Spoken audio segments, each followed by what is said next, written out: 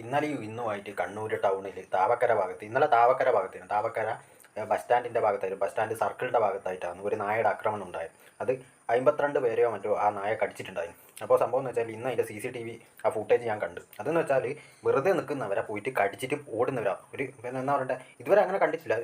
ചിലതൊക്കെ എന്താ പറയണ്ടേ മുന്നേ ഇതിന് മുന്നേ ഉള്ള കൊല്ലങ്ങളിലൊക്കെ പിന്നെ എന്താ പറയണ്ടേ ഒരു ചെറിയ ഒരു ഭാഗം കണ്ടിട്ടുണ്ട്. പക്ഷേ ഇത് എന്ന് വെച്ചാൽ എല്ലാവരെയും കടിച്ചിട്ട് ഓടുന്നൊരു പിന്നെ എന്താ പറയണ്ടേ പരിപാടി ഞാൻ ആദ്യമായിട്ടാണ് ഇങ്ങനെ കാണുന്നത്. പ്രത്യേകിച്ച് കണ്ണൂർ ഭാഗത്ത് ഒരുപാട് തെരുവ് നായ്ക്കളുണ്ട്. പിന്നെ മുന്നേ എന്താ പറയുക 2 കൊല്ലം മുന്നേ തലശ്ശേരി ഉണ്ടായിരുന്നു. തലശ്ശേരി ടൗണിൻ്റെ ഭാഗത്ത് ഇതേപോലെ ഒരു പ്രശ്നം ഉണ്ടായിരുന്നു, തെരുവ് നായകൾക്കുണ്ട്.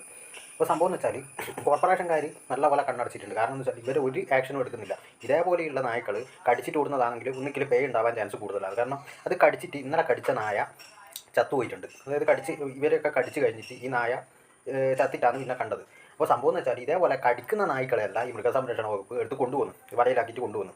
അഗ്രസീവായിട്ടുള്ള നായ്ക്കളെ കൊണ്ടുപോയാൽ തന്നെ ഒരു തരത്തിൽ പരിഹാരം കാണും. പക്ഷേ എന്ന് വെച്ചാൽ നമുക്ക് മുഴുവനായിട്ട് അത് ഒരു ശാശ്വതമല്ല. കാരണം എന്ന് വെച്ചാൽ തെരുവ് നായ്ക്കൾ പിന്നെ ഒന്ന് വന്ധ്യംകരണം ചെയ്താൽ തന്നെ അത് സക്സസ് ആവണമെന്ന് യാതൊരു ഉറപ്പുമില്ല. പിന്നെ ഇത് എന്താ പറയുക, ഇത് കൂട്ടിയിട്ട് എല്ലാവരും കൂട്ടിയിട്ട് അങ്ങ് വളർത്തുന്ന ഒരു പരിപാടി എന്ന് പറഞ്ഞാൽ ഇപ്പോൾ നിറഞ്ഞു കഴിഞ്ഞാൽ ആ ഒരു ഇതിൽ ഭാഗത്തേക്ക് നിറഞ്ഞു കഴിഞ്ഞാൽ വീണ്ടും പിന്നെ എന്താ പറയുക ഈ പ്രസവിച്ച നായ്ക്കൾ ചെറിയ നായ്ക്കളൊക്കെ വലുതായിട്ട് ടൗണിൽ ഇങ്ങനെ കറങ്ങി നടക്കും.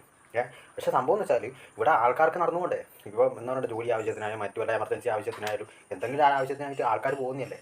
ഇത്രയും ആൾക്കാരെയൊക്കെ കടിച്ചു കഴിഞ്ഞാൽ പിന്നെ എന്താ പറയണ്ടേ, വാക്സിനേഷനും കാര്യങ്ങളൊന്നും കിട്ടിയിട്ടില്ലെങ്കിൽ എന്നാ ചെയ്യുക? അതാദ്യം ചിന്തിക്കണ്ടേ. ഇതിപ്പോൾ ഇതിനൊക്കെ വലയിലാക്കിയിട്ട് കൊണ്ടുവന്നെന്ന് പറഞ്ഞാൽ ഒന്നും കടിക്കാത്ത നായ്ക്കളായിരിക്കും.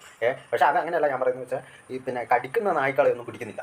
അതാണ് വേറെ കാര്യം. എന്ന് വെച്ചാൽ ഈ പിന്നെ പച്ച ഇറച്ചിയൊക്കെ ഈ കോഴിയുടെ വേസ്റ്റൊക്കെ കോഴി ഇറച്ചിയുടെ വേസ്റ്റൊക്കെ പിന്നെ തട്ടുന്ന സ്ഥലത്ത് നായ്ക്കൾ പൊതുവെ കൂടിയിട്ട് അതൊക്കെ തിന്നിട്ട് മനുഷ്യരുടെ ഈ ഒരു പിന്നെ എന്താ പറയുക തൊലിയും കാര്യമൊക്കെ കാണുമ്പോൾ കടിച്ചു പോകുന്ന കുറേ എണ്ണം ഉണ്ട്.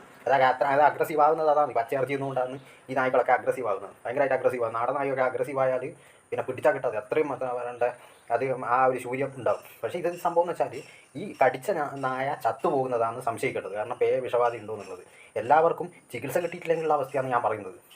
കറക്റ്റായിട്ടുള്ള വാക്സിനേഷൻ കിട്ടിയില്ലെങ്കിൽ അവരുടെ ജീവിതം എന്താകും എന്നുള്ളതാണ് നമ്മൾ അറിയേണ്ടത്. കോർപ്പറേഷൻ കാര്യം എന്ന് പറഞ്ഞാൽ ഒന്നിനും എന്താ പറയുക ഇതേപോലെയുള്ള പേയുള്ള നായ്ക്കളെയൊക്കെ കൊല്ലുന്നത് കൊണ്ട് എന്നാണ് പ്രശ്നം. ഇതിൻ്റെ മുകളിലുള്ള ഓർഡറിൽ ഉണ്ടാ അതുവരെ എന്താ പറയുക ആൾക്കാർ കടിയും കിട്ടണമെന്നാണോ ഇനി പറഞ്ഞു വരുന്നത്? അയ്യോ, ഞാനിപ്പം 13 ആളോടും ഈ ഒരു വാർത്ത ഷെയർ ചെയ്തിട്ടുണ്ട്. ഇന്ന് റെയിൽവേ സ്റ്റേഷൻ്റെ ഭാഗത്തായിട്ടുള്ള റോഡിൽ ഇന്നും വേറൊരു നായ കടിക്കുന്നുണ്ട്.